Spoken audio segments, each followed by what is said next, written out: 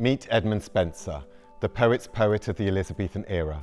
Writing the longest poem in the English language, let's talk about a poet of faith who broke away from tradition to create verse that reflected his own voice. Little is known about Spenser's family in early years, but we do know he was educated at the University of Cambridge.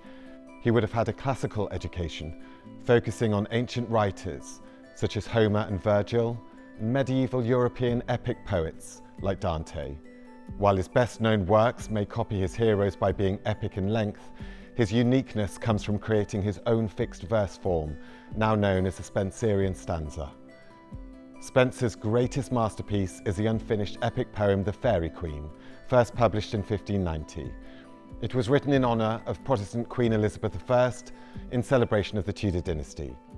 Writing during the religious turmoil of the Reformation, Protestant Spenser used this poem to not just discredit Catholicism, but to present it as anti-religious. Spenser is often seen as the next in line of important English poets after Chaucer, so it's fitting that he was buried nearby.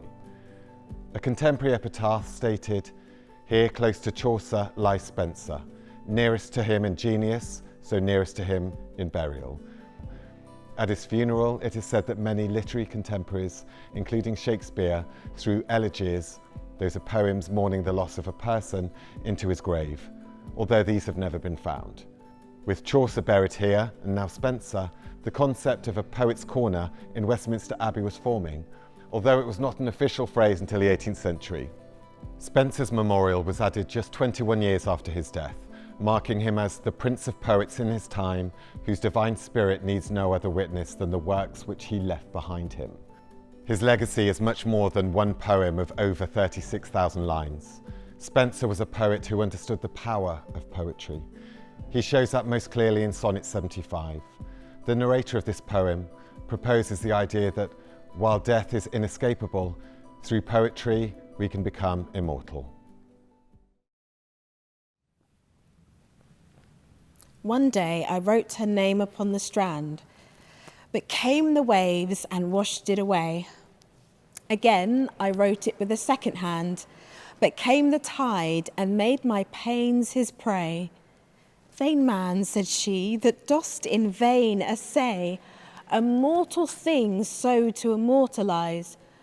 For I myself shall like to this decay, and eke my name be wiped out likewise." "Not so," quoth I, "let baser things devise to die in dust, but you shall live by fame. My verse your virtues rare shall eternize, and in the heavens write your glorious name. Where when as death shall all the world subdue, our love shall live and later life renew."